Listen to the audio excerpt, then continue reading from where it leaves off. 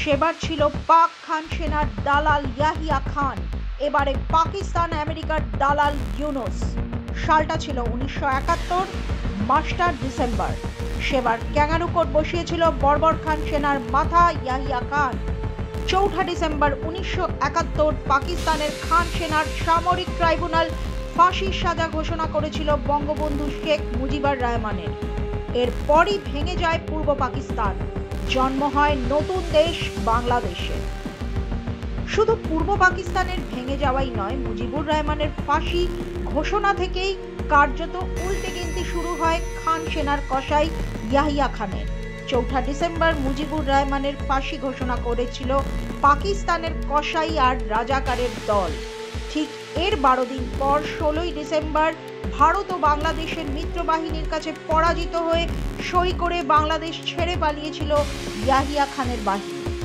ইউনুসের হাতে অবশ্য এখনো 12 দিন আছে। সেবার ভারতের পূর্বাঞ্চলের প্রধান লেফটেন্যান্ট জেনারেল জগজিৎ সিং আরোরার সামনে বসে পরাজিত হওয়ার সই স্বাক্ষর করেছিল রাজাকারের জেনারেল আমির আব্দুল খান নিয়াজি। অনেক বছর হলো বাংলাদেশের রাজাকাররা, মৌলবাদীরা এতটুকুও বদলায়নি। অতীত থেকে কিছুই শিক্ষা নেয়নি রাজাকার পাকিস্তানের দালালরা। এদের মনে নেই যতবার এরা পাকিস্তানের হয়ে বাংলাদেশে মানুষ মারতে গিয়েছে, বঙ্গবন্ধু বা তার পরিবারকে যতবার ফাঁসি দিতে খুন করতে গিয়েছে এই রাজাকাররা। তারপর কয়েক দশক মুছে গিয়েছে এই রাজাকাররা। ক্ষমতায় বসার পর থেকেই বিচারের নামে প্রহসন চালিয়েছে ইউনুস গ্যাং। সেই প্রহসনের তালিকায় নতুন নাম শেখ হাসিনার বিচার।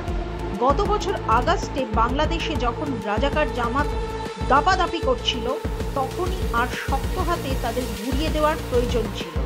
মানবিক হতে গিয়ে বাংলাদেশের মানুষের জন্য সাময়িক বিপদ ডেকে এনেছেন শেখ হাসিনা।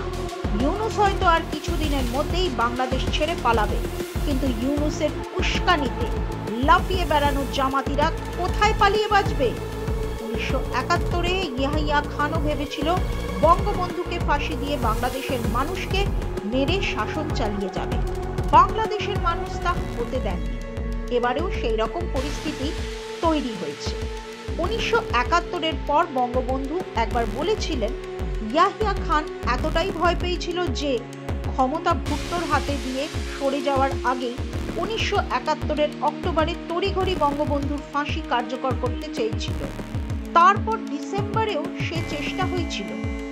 নিয়াজির মৃত্যুর খবর রটিয়ে জেলেই শেখ মুজিবুর রহমানকে মেরে ফেলার চক্রান্তও হয়েছিল।